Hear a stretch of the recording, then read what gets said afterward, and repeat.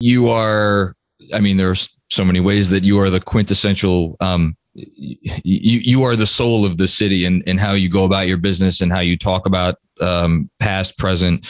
And that's just, your humility is one of the many things. I am curious because, Tom, as you already alluded to, got so much out of that group. Perhaps, and I'm wondering, is there a part when you're a coach and you get to, and again, I don't know maybe if you did any of this before the 99 playoff run, if you get to go to your guys and say, nobody thinks anything of us. And Tom could literally point to the over under, and I don't know if he did before the season, and say, they're picking us last, not last in the division, not last in the conference, last in the whole league. Do you utilize that when you have it? I think those type of motivations are very short term.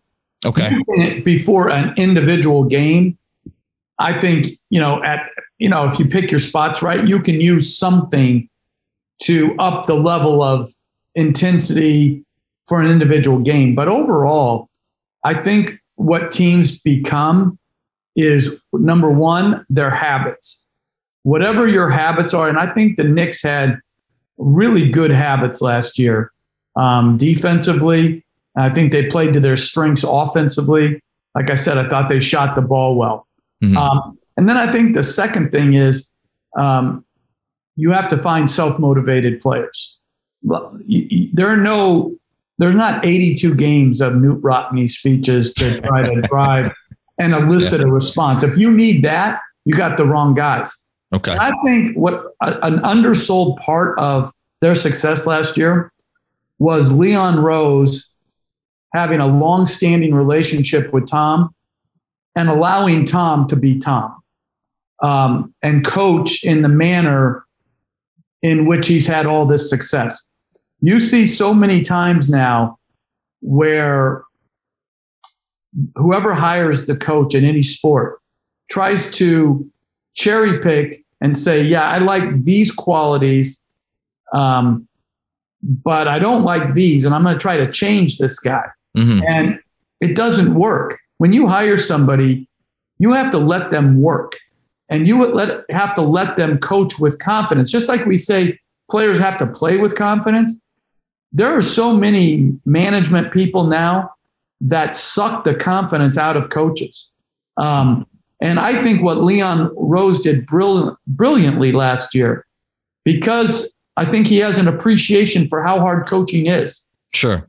And he has an appreciation for how much time Tom and his staff invest in trying to be the best they can, is he let him coach to his personality. And he wasn't saying, hey, don't yell so much at the referees on the sideline. And, you're being, you're calling out defensive coverages too loud and you look too gruff. And, like sowing the seeds of doubt, which so many people do now. Yeah. Right. And so because Leon willingly took a step back to let Tom be, along with Randall, the face of the franchise, I think people are missing out on so many things that Leon and Tom did so well together. You talk about synergy. It's hard to create. It's hard to keep in New York. And I think why is that in New York specifically? Because it does seem harder here to have sustained success. It shouldn't be. It shouldn't be. But in a perfect world. But I think what happens a lot of times, unfortunately, is people start to run towards credit and run away from responsibility and blame. And when I don't say that's just one. I mean, it's all factions, unfortunately. Sure. Yeah. And I think what you have to do as a coach is what you want is the ability to coach your team in the best way you see fit. Now, so many of these, they actually want to be co-coaches without the responsibility of the results and tell you who to play, how to play, when to play, when to practice. No, you're playing them too many minutes. Leon didn't get involved in any of that. Like, not one time did you hear him say, mumble, Randall played 38 minutes last night, or, and guess what? If they don't play those minutes, guess where you see your Knicks? Not winning. Not in the playoffs. Yeah. Nope. I loved the way they worked together last year. And I think they should both take a bow, because I'm sure they didn't always agree with everything the other did, but they acknowledged how good each one is at their job and let each other do their jobs. And hats off to them for that.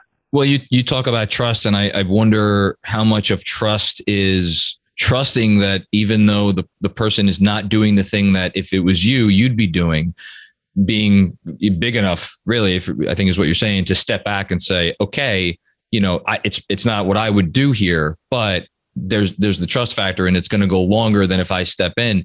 And I'm just listening to you talk about that. And can I say something on that? Please, yeah. Yeah.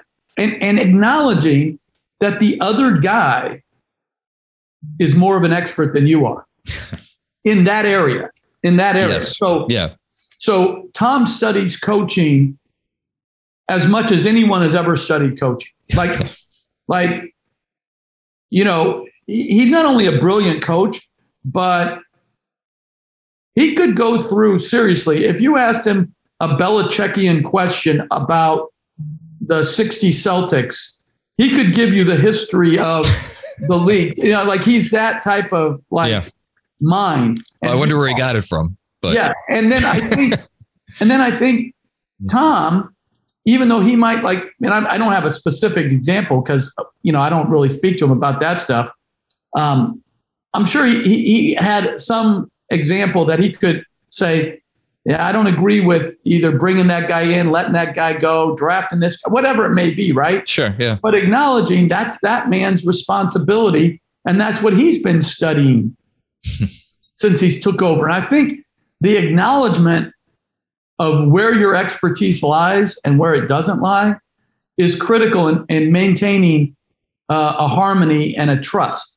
What happens oftentimes now is there's certain management people and certain coaches that think they have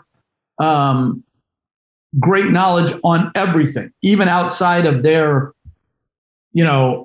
area of expertise. Their purview, sure. That to me is where so many of these conflicts unfortunately come in.